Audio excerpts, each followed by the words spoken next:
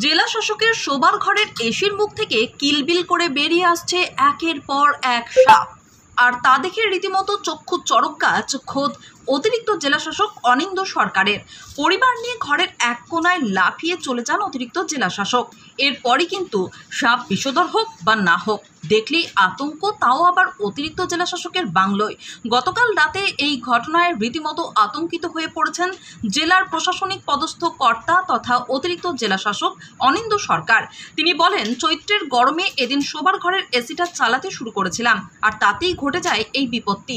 কিলবিল করে একের পর এক সাপ বেরিয়ে আসে, যা দেখে রীতিমতো আতঙ্কিত হয়ে পড়ি। এতগুলো সাপ কিভাবে এসির মধ্যে ঢুকে পড়লো?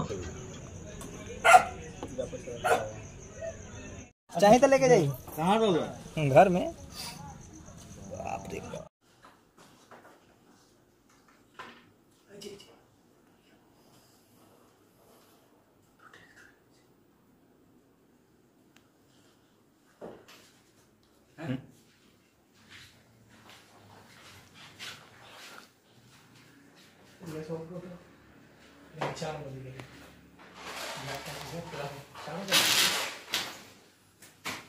चलो चलो चलो जोर से कुछ हो गया।